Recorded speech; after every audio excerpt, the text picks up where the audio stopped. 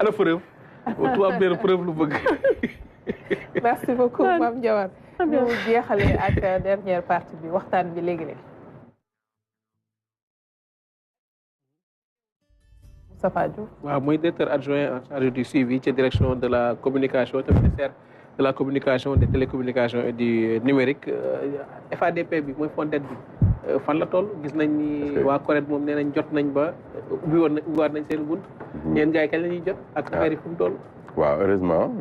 dafa mel ne nag bi ma fi mujjee li ma leen xasee woon. foofu laay tàmbaliwaatee. mooy day am solo lool rawatina ci seen secteur li leen concerné. ngeen koy topp di ko xam. loolu moom wax dëgg yàlla du ma jug ci di ko wax. dama seetlu fu ma dem ci presse bi. ci média yi damay seetlu ne journalistes eux-mêmes ils sont pas très informés de ce qui se fait dans le milieu te c'est très dommage du xas nag mais c'est un rappel. dafa am solo daal. FADP bi xam nga ubbi nañ ko Abibou Dia wër na plateau yi wax ko def nañ communiqué siiwal ko depuis le 3 novembre voilà gis nga ne CORED commencé waat na fonctionner parce que jot na fonds jóge ci FADP commission nationale de la carte de presse commencé waat na fonctionner ba distribuer 175 cartes yoo xam te ne c'était en suspens par rapport au problème de fonctionnement qui subsistait commencé waat nañ fonctionner CESTI jot na xaalis au titre de la formation et de la validation des acquis CESTI jot na xaalisam maison de la presse jot na xaalisam APS jot na xaalisam te yooyu yëpp c'était des structures yoo xam te ne dañ ko soxla woon lool te loolu lépp ci FADP bi la jógee bi ñu lancé depuis le 3 novembre à date en tout cas bi ma dernière mise à jour bi hier sur les 258 médias conformes 132 soumissionné nan mu nekk 50 en cours mën na am dina évoluer tey ci journée bi mais on peut dire que 180 médias sur les 258 conformes c'est une très très bonne moyenne et bientôt comité de gestion bi dina regrouper wu pour étudier ces dossiers-là avec l'aide de l'ADPME. ñooñu nga xamante ne ñoo nekk di en cours dossiers yooyu ngay wax ban diir lañu am pour que ñu mën a conforme par rapport ak fonds bi pour bénéficier. En fait su ma nee en cours mooy ñi nga xamante ne commencé nañ dugal seen i documents. liés à la soumission pour soumissionner te pareeguñu. D'accord léegi comme dañoo mettre en place une task force comme ni ñu def à chaque étape on met en place une équipe boo xamante ne ñoom dañu am un numéro dédié. boo xamante ne soo duggee ci plateforme bi c'est indiqué am adresse email ñoom ils sont détachés de toute autre tâche ils sont dédiés au FADP ku woote loo am gàllankoor loo am problème ñoom ñoo lay gindi pas à pas ba nga matal sa li ngay soumissionné léegi ñooñu dañoo nekk di soumissionné mu desandi. léegi ñooñu mooy en cours yi. mooy ñi nga xamante ne commencé nañ te seen i document matagul. coow li bëri woon na au début ndax instant bi am na ay réclamations wala tout se passe bien. tout se passe plutôt bien ñaare comme ni ma koy waxee comme milieu la boo xamante ne milieu ñi nga xamante ne ñoom ñoo micro yi la su defe naa su amoon ay réclamations dina gën a fës. am na ay demandes nag avant ñu commencé am ñoo xamante ne demandé woon nañ bind lettre à ce qu'on allège les critères. mais loolu li ci ministre bi tontu Abibou Dia directeur de la communication tontu ko également mooy ne ñun mënuñu jalgati yoon. mënuñu ñëw woote jubal jubanti yoon ne lii mooy critères yi. ñun ñu ñëw je ne sais sur quelle ci ban raison. en tout cas ñu ne léegi li critères yi décret bi teg dañ koy bàyyi. teg yeneen critères loolu su ëllëg mën nañu cee jam. moo tax malheureusement mënuñu woon def loolu il faut qu'on respecte les critères mën na nuru lu metti li ci xaw a xoromu sax mooy critères bi mu génnee ci internet bi nit ñi niñ ko doon découvrir daf mel ne lu bees tàq. alors que critères yi moo fi nekk depuis 2021 ce sont les mêmes critères c'est juste que doon ñu ko respecter donc suñu wootee jubal jubante mooy ñëw leen bismillah ñu tegu ci yoon te li ma ciy teg mooy ne critères li ñuy laaj nit ñi ñu ngi doon wax metti na kenn du jàll et cetera mais dëgg-dëgg soo xoolee critères yi mooy établissement administratif bu normal nga am siège ngay fay say employé régulièrement nga wàccoog fisc nga wàccoog say impôt say cotisation sociale mooy sa employé suy liggéey li ngay dagg ci salaire am war ko delloo état bi nga delloo ko effectivement dañoo constaté ne nit ñi dooñu def loolu nga signé ay contrat pour les médias classiques nga signé 5 contrats au minimum pour les médias en ligne nga signé 3 contrats minimum léegi loolu daf ñoo may ñu signé par exemple ci xayma rek 532 contrats yoo xam leer nañu ne jeunes journalistes yi nii signé nañ leen contrat te loolu avancé la bu am solo dafa laaj yeneen jéego nag yoo xam te ne dañoo war a saytu contrat yooyu seen am dëgg-dëgg seen wéraay ndax am na ay xibaar yu jegsi ci ñun ñoo xam dañuy ñëw ñu wax ne ci ministère ba turu contrat rek turu contrat la dañ leen ñu signé contrat duñ leen fay wala duñu respecter convention collective par rapport ak tarif yi ñu leen di fay yooyu yëpp xam nañ ko ñu ngi ciy liggéey ak ministère du travail pour gën a dëgëral contrat yooyu pour ndaw ñooñu di liggéey mën cee gis seen bopp. d'accord vraiment waaw. oui alors Mame Dior. waaw man daf ma jàpp benn jour damay lire le grand Sidi Diop journaliste di wax ni xaalis bi ku ko lekk de ku ko naan man ku ko rey génnum réew waaw xaalis fond d'aide à la presse ren bii moom non waaw ku ko lekk de loolu moom moo tax dama war a jàpp loolu nag perception de difficulté des critères biñ ci am moo tax mu waxee noonu waaw mais en oubliant que ces critères là ñu ngi fi depuis 2021 waaw moom da doon ironiser sax parce que c'est un grand journaliste ma ne ko lii nga wax de dëgg la waaye critères yooyu Moustapha dafa mel ni dina wane ne nag xam naa la woon dina xaw a woon ña daan jot fond d'aide à la presse jotu naa ni ren wàññite dina ci am waaw bu baax parce que dafa am plusieurs niveaux de filtre dañ ko segg bu baax a baax ndax bu leen fàtte ne 2024 dañoo publier liste ñi nga xamante ne ñoo daan jet aide à la presse boobu mooy fond d'appui bi te wax dëgg yàlla suñ ci gisee Kaas bi TV wala ndamaras.com tour naa sama ndamaras sax parce que ñi joxuñu ma ndékki may ndaal sama ndamaras di ko ndékkee daal maa ngi jégalu bu baax a baax maanaam nga gis ay ndamaras.com ak kasbi.com et cetera ñu leen di jox ay 2 millions 1 million xamuñu fu ñu nekk yéen ñi nekk ci milieu des médias mosoo leen dégg bi IGE defee enquête am rapport bi ne ñun dañoo ministre dafa génnoon ne 45% de ñi doon jot FADP bi 800 millions de francs CFA yoo xam te ne ci yéen ñii la waroon dem na ci ñoo xam te ne nekkuñu sax ci presse bi wala xamuñu leen ministre bi ne woon 45% IGE bi mu defee rapport am ne non en fait dañoo juum c'est plus de 60% yoo xam te ne demul ci presse bi donc loolu on doit pas s'étonner que presse bi di sonn benn sonn bi loolu première chose bi léegi bi ñu defee filtre bi def tri am une liste de médias conforme loolu sur 600 yoo xam te ne déposé nañ 258 ñoo conforme xam nga 600 ak 258 su fekkoon 1 milliard 9 yi dañ koy distribuer ci 600 médias li ñuy am du bari 258 yu conforme yooyu ñooñu la ñuy séddale FADP mu nekk des médias yoo xam te ne xam ne nit ñi c'est des vrais médias qui font un vrai travail avec des journalistes yu xëy fajar 4 heures du matin di ñëw def Kénkeliba ñu war leen a fay ñu war leen a dimbali ñooñu xaalis dafa war dem ci ñoom warta dem ci ñoo xam te ne ay samba boy leen wala dañuy ñëw di def du mercenariat ñu leen di jox xaalis ñoo xam te ne yellawuñ ko loolu dafay dugg ci jubal jubanti bi ba léegi soo ñëwee nag ñu respecté critères yi teg ko fi ñu ko war a teg ci média ci 258 yooyu dina amaat beneen filtre ñi nga xamante ne ñooy fay fisc ñi nga xamante ne ñooy cotiser socialement ñi nga xamante ne ñi ngi ci IPRES ñi nga xam ñi ngi respecté droit d'auteur et cetera dafa am solo réew ñu teg ko ci yoon comme ku nekk ci télé bi ni nga war a am permis pour dawal ku nekk ci média yi tamit ñu ne kii professionnel la dafa dem formation fi mu war a defee formation kii jël alal def ko ci matériel boo xamante ne matériel audiovisuel gis nga ni mu chéré nekk ci def ko sacerdoce di ci liggéey di ci xëy di ci gontu keneen jógee fële bëgg a capter fonds yoo xamante ne yelloowu ko wala amu ci droit donc dafa vraiment loolu dafa nekk dañu xaw a recanaliser les choses encadrer ko pour que journalistes yi gën a gis seen bopp si seen métier. Ndeykumba.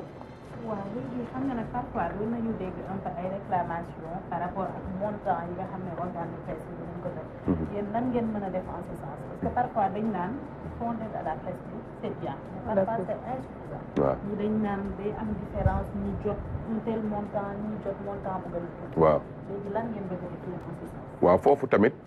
il faut pas confondre pratique bi daan am. ak ñun niñ bëgg a doxalee. pratique bi daan am mooy ministre taxaw na fi. ne telle chaîne Walfadjri par rapport ak à leur ligne éditoriale duñ jot dara publiquement la ko wax. parce que tu traitais juste l'information. dara di xew ci sa réew nga rendre ko ñu ne la waroo ko def léegi ñu ne kii du jot. mu nekk un groupe boo xam te ne dafa am télé am rajo am presse écrite am leneen ak leneen doon jot 6 millions ñu gis beneen boo xam te ne daanaka organe en ligne rek la. jot le triple de li chaîne boobu jot loolu arbitraire la woon. ñun li ñu def nii mooy. non seulement dañu prendre en compte organe bi taayam nombre d'employés ak diversité nan la moo bi diversification wala diversité des organes yi ko composé dañ koy prendre en compte mais leneen li ci dolli loolu dañ koy prendre en compte mais leneen li ci dolli mooy dafa am dafay encadrer les projets structurants mooy soo ñëwee dugal projet ne man nga indi preuve mu leer loolu tax ñu indi un bras technique comme l'ADPME nga xam te ne ñoom seen xarañteef wala seen xarañ dafay jëm ci étudier projet topp projet accompagner projet ñoom ñi ngi ci comité de gestion bu FADP bi ñoom ñooy saytu ku indi projet ñu xool ndax c'est viable ñu topp la procédé bi ñuy déclenché bi ñuy génnee xaalis bi sax dañ ko xoolaat du nekk rek da ngay ñëw yow soxna si sa sourire bi sa sacré yàlla bi macha allah xaaruñ jox la xaalis bi déedéet dañuy xool projet bi xool viabilité bi accompagner la à chaque fois su ñu génnee xaalis day fekk nga indi preuve boo xam te ne dañ koy saytu tamit ñu soog la accompagner ci loolu vraiment noonu lañ ko liggéeyee. yi am na ci ay yoo xam ni convention des jeunes reporters ñoom it dañuy def ci wàllu formation seen financement nag lay dem am nañ tamit la maison des reporters. waaw ñooñu tey jii seen ndax nañ mën a am ci FADP bi ak nan la ñuy def tey ba jaar ba. maison des reporters mën na am dina jafe ndax li ñuy tënk mooy yoon li mu prévoir mën na am prendre leen en compte parce que am na ay exigences yoo xamante ne de conformité notamment yoo xamante ne soo ko day mel ne course rek soo nekkul ci liste de départ bi mënuñu à la fin di la compter ci kii yi xam naa évolution la boo xamante ne ce sont des formats des types yoo xamante ne dañ ko war a prendre en compte parce que tamit il ne faut pas tuer l'innovation il ne faut pas tuer les nouveautés te ñoom ils font un bon travail am na yu des yoo xamante ne par rapport ak loi li mu prévoir pour l'instant loolu angle mort la un petit peu mais dinañ ko xaw a joyanti leneen li may wax concernant maison des convention des jeunes reporters mooy que ñu ngi liggéey ak ñoom pour faire un incubateur loolu day prendre en compte li ma doon wax léegi mooy incubateur bi day permettre su fekkee y a un jeune reporter qui a une idée d'entreprise de presse donte du valider 7 ans d'expérience voilà pour être chef 10 ans pour directeur de publication ñun dañ koy mën a incubateur boobu da koy mën a accompagner pour ñu xool viabilité de son modèle léegi su marché ñeneen ñi mën ci inspiré wu loolu ça permet de diversifier les modèles en tout cas de gouvernance au niveau des entreprises de presse accompagnement la boo xam day wane ne état bi nekkul rek di ñëw naan di rigide daal règle ñi ngi tamit ci accompagnement bi pour ànd ak ni ñu gunge leen ñu créer yu bees daal. dinañ jóg ko par wala duñ jot. ñeenti convention bi ñoom dinañ leen di dimbali par d'autres voies yoo xam te ne du bokk ak FADP bi ñoom nag par contre nouveauté bi mooy ñoom ils siègent au comité de gestion pour xool yorin wi ak nan la ñuy joxe ak ñan ñooy jot via incubateur boobu avec un partenaire dinañ leen mën a aider tamit am na yeneen yu ñuy def ak ñoom avec le même partenaire yoo xam te ne ñoom dañuy def éducation aux médias à travers le Sénégal ministère di leen ci accompagner maanaam ñi ngi liggéeyandoo vraiment sur tous les projets qu'ils sont en train de faire et je salue l'état d'esprit qu'ils ont dans le sens où ils ont compris ce que les pouvoirs publics veulent faire te ci parti bi nga xam te ne ñoom ànd nañ ci parce que mënuñoo ànd ci lépp parti bi ñoom ànd nañ ci vraiment ñu ngi ci ànd di liggéey en bonne intelligence moo tax lu ñuy def rek ñaare soo xoolee dañ leen ciy boole keroog organisé nañ benn journée boo xam dañ doon waxtaane chronique ak chroniqueur ñoom ci taxawaay bu am solo ndax dañoo jàpp ne ñoom ñooy futur de ce métier luñ ciy waxtaane day am solo ñu boole leen ci donc moo tax ñoom vraiment ils étaient partie prenante ci activité boobu RTS ci la bokk RTS ci la bokk parce que c'est une entreprise de presse comme les autres qui fait un travail remarquable reconnu pour le coup suñ doon wax une entreprise qui est légitime ci accompagnement des politiques publiques RTS mooy jiitu moo tax forcément ñu boole ko ci ñi nga xam te ne ils peuvent prétendre au FADP. te keese nañ pour RTS wala. waaw RTS dafa am yeneen problème yu ñu ci fekk nag par rapport à la tour par rapport aux dettes yi fi nekkoon ak yéen yoo xam te ne loolu ñu ngi nekk di doxandoo ci yooyu. parce que tu n'ignores pas que inauguré nañ fi tour bi alors que y avait des choses qui n'étaient pas encore claires. mu nekk lu xaw a compliqué état bi mi ngi ciy trouver ay solutions. pour loolu antu léegi en même temps ñu ngi ci FADP bi di liggéey ak ñoom pour ñoom ñu mën ci prétendre. d'accord dafa am durée boo xam ne ci la ñuy tëj. waaw FADP bi kañ la loolu. waaw loolu c'est l'autorité qui va décider bien sûr comité de gestion day regroupé ba noppi décider ñu annoncé ko mais yàggatul parce que ça fait 1 mois depuis le 3 novembre lañ lancé plateforme bi la ñu en tout cas lañ lancé la partie concernant la possibilité de soumissionner ci FADP bi donc ça fait 1 mois te comme je le dis tout le temps li ñuy laaj entreprise yi ce sont des documents liés à la gestion normale d'une entreprise mooy sa cotisation sa fayum salaire sa cotisation sociale leneen ak leneen loolu normalement suñu la fëggoon 4 heures du matin ne la ah soxna Aram bismillah kayitu entreprise bi da nga ko war a mën a joxe donc suñu la joxee weer jàpp naa ne c'est largement suffisant pour produire ces documents là d'autant plus que le monde de la presse daf ci bari ñoo xam dañu taxawoon naan ubbi leen plateforme bi FADP ubbi nañ ko ça fait 1 mois léegi maintenant ñu ngi xaar ñëpp ñëw ci bismillah alors à côté FADP bi dafa am tamit liggéey boo xam ne defoon ngeen ko muy identification bi et autres pour médias yi nga xam ne moom la ñu reconnaître ñi nekk en marge qu'est-ce que vous avez prévu pour dimbali leen ñoom tam ñu mën a nekk en conformité par rapport ak li texte yi di laaj Aram moom loolu ñi nekk en marge ñor na ko loolu c'est la 3e fois mu koy dégg muy laaj question bi nii ñi nekk en marge ils ne vont pas être laissés en marge définitivement on les invite à venir se conformer on les accompagne pour cela am ñoo ci xam te ne comme on avait annoncé dafa am régulièrement une publication de liste à jour des médias conformes donc loolu ça donne la possibilité à ñi nekk en marge ñu ñëw mën a conformer wu donc c'est pas définitivement fermé waaw bu ñu ñëwee ci régulation réseaux sociaux yi ak médias sociaux yi tey bu ñu doon def état des lieux lan ngay teg suñu loxo waaw suñu doon def état des lieux dañ naan c'est un vide juridique waaye nag li nit ñi di fàtte mooy liy dox ci société bi pénalement su ma la diffamé dans la société normale soo ma diffamé ci internet tamit la loi s'applique donc foofu noonu régulation am na fa li am nag mooy le régulateur actuel est un petit peu aveugle concernant cette partie-là parce que bi ñuy tëgg loi bi sóoraale wuñ loolu moo tax ñun bind nañ le texte bi nga xam te ne mooy permettre ñu lancer le nouveau régulateur jàll na conseil des ministres ba dem cour suprême ça ne saurait tarder pour mu génn pour que la nouvelle autorité de régulation voit le jour te moom nag ci ay champ de compétence am dañ ko élargir ci internet bi ci réseaux sociaux yi ba pare cahier des charges bi ñu élargir ko ci créateur de contenu ak ci réseaux sociaux yi jox ko plus de pouvoir de sanction yaatal vraiment ay compétence am loolu du yàgg dara incha allahu rabbi ñu taxawal ko. sur les réseaux. dinañ ci ñëw progressivement bu liggéey bi wéyee mais de manière générale. presse bi dafa bëri coow. waaw te coow bi bokk na ci bi ngeen yegsee nit ñi di wax ne état dafay jéem a di asphyxier li nga xamante ne nii mooy presse bi. fi ma jëm mooy ndax yéen a ngi def liggéey pour que liggéey bi nga xamante ne yéen a ngi koy def. pour régulation bi wala assainir secteur bi. mu nekk loo xamante ne dinañ ko mën a dégg. dina digeste pour que kër yi fi nekk ay bànqaas yu ñu reconnaître ci wàll bi ndax yéen a ngi amal waxtaan boobu pour liggéey bi ngeen di def mu gën a fluide. waaw loolu ñu ngi ciy jéem suñu kéemtalaay kattan soo xoolee am na sax ñu ñuy xas ñoo xamante ne dañ naan ñu concertation seen waxtaan yi dafa bari. seen woote yi dafa bari. loolu damay dellu si li ma wax sànq mooy vraiment ku xool ni ñu yoree secteur bi dina gis ne ñi ngi woote waxtaan ci lépp am na ñoo xamante ne sax jàpp naa ne man Moustapha Diouf war ñu leen woo ci waxtaan. ñu ngi leen di woo ba tey ndax ministre bi parce que damaa gis ne dafa am ñoo xamante ne bëgguñu changement xam nga toutes les théories du changement dañ lay wax les gens qui sont réfractaires au changement ñoo xamante ne changement arrangé wu leen parce que désordre chaos boobu noonu moo leen arrangé loolu dafa am te dans le secteur des médias dafa am ñoo xamante ne ils sont bien identifiés ils ne représentent rien ni personne ils ne sont même pas véritablement dans le secteur parce que yoruñu organe de presse ñoo xamante ne dañu bëgg freiner des deux pieds comme je sais plus c'est quoi l'expression mais en tout cas changement bi dañ ko bëgg a bloquer léegi loolu terewul ñooñu dañ leen invité à la table à chaque fois lu ñu fi liggéey dañoo invité tous les secteurs de la média toutes les parties des médias pardon toutes les parties prenantes ñu ñëw toog ñu waxtaane ko moo tax li ñuy def kenn umpale ko ñëpp xam nañ ko texte yi ñu bind sax dañuy def atelier yoo xam te ne patron des médias organisation faîtière yëpp dañ leen di woo ñu toog ñoom ñu joxe seen avis ñu bind ñu amendé suñu corriger version finale bi ñu gis ko ñu soog a transmettre à l'autorité pour mu dem fi mu war a dem. préoccupation yéen a ngi koy jël en compte. waaw bu baax mais après li ñuy wax mooy autorité bi tamit benn instant par rapport ak moom fi mu bëgg a dem am na loo xam te ne moom moo koy décider waaye nag vraiment dinañ fexe def nañ 3 jours de concertation. def ay ateliers yoo xam te ne suñu conclusion yi jëlee ci concertation bi dañ ko booleeg conclusion yi jóge woon ci assise des médias. ñu waxtaanee ko tënk.